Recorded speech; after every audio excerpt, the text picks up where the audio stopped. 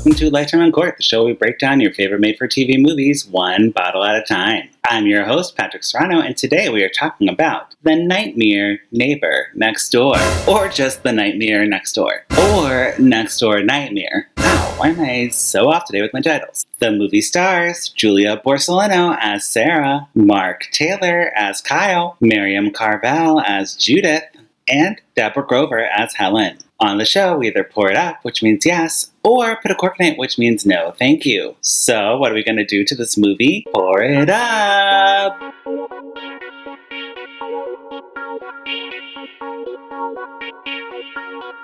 Now, if you haven't seen the movie and you want to avoid spoilers, you're going to want to go ahead and hit pause and come on back, because I'm going to do a quick little recap starting now. The movie begins with two women arguing. Helen thinks that Kelly is her daughter, but she is not. Kelly drives away upset and gets into a fatal car accident. Because this is a Lifetime movie and you should never get in a car in a Lifetime movie. When the police tell Helen about her not daughter dying, she attacks them and is committed to a mental hospital. Months later, Helen is released from the mental institution and living in the suburbs. She has a caseworker named Grace who checks in on Helen but neglects to warn the new neighbors, Sarah and Kyle, about the woman living next door. Helen is quick to make her move and asks Sarah if she's having a baby soon, which is pretty rude. Kyle leaves town to go on business like all Lifetime husbands and is harassed by his ex-girlfriend named Angela.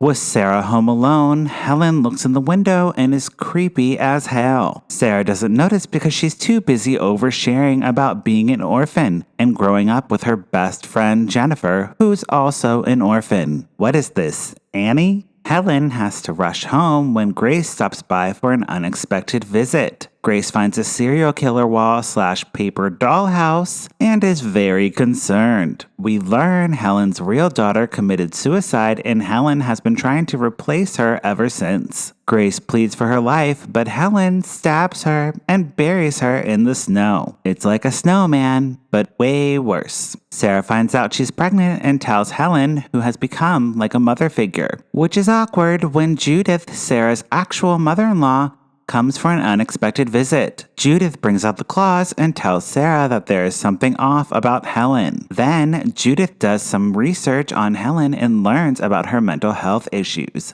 Instead of telling someone, she decides to confront Helen and is murdered. Not Judith!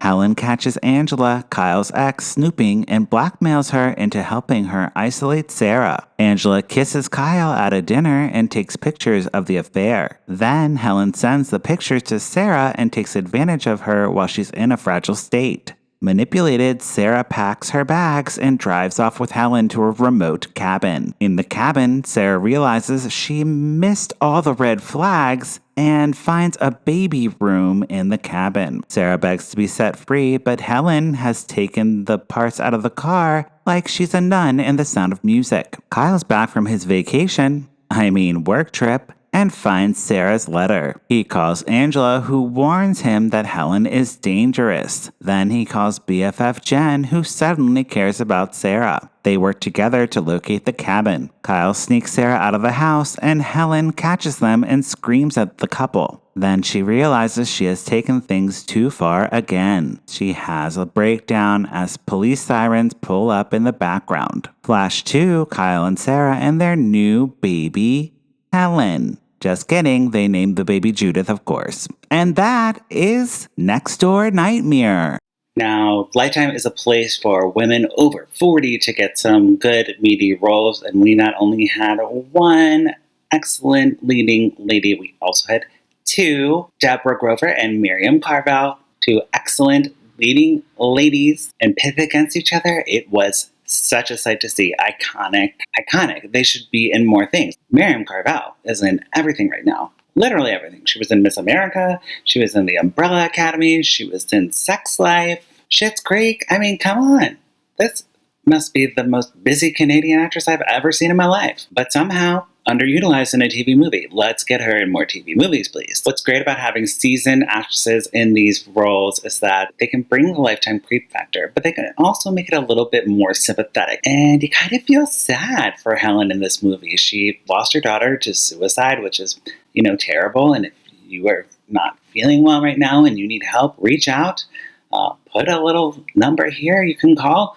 But yeah, it's a lot to deal with, and she really played the humanity of that. But also, on the flip side, she knew she was in a Lifetime movie, so she played the I'm going to stare out the window and say, there's my family now, and just kill it. It was so fun. Speaking of killing, the killing was way over the top in this movie. Like, everyone died in the most elaborate and ridiculous way. Totally unbelievable, but you care about these characters. So when you care about the characters, you're going to forgive the ridiculous and actually kind of enjoy the ridiculousness of it all, because the director, the actors, the writers, they've all done their jobs to make these grounded people who we are rooting for or rooting against, and then all the things that happen to them is what we're watching.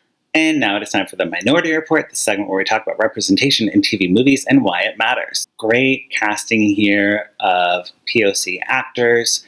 We obviously had POC actors in this movie, but there were also people behind the scenes who are helping tell the story a little more genuinely and taking the representation seriously. So we had Mark Taylor as Kyle, Miriam Carvel as Judith, our favorite person, Michelle Chu as Jennifer, Henry Kowak as John, and Benedict Belazaire as a police officer. I think that wraps it up for this episode. If you want more Lifetime and Court, you can follow me at Patrick Miguel or the show at Lifetime and Court. Don't forget to rate and review us or whatever, and leave a comment, blah, blah, blah. You can check out our website, lifetimeuncourt.com. And don't forget to donate to our Ko-fi page. And yeah, we'll see you next week. Okay, bye.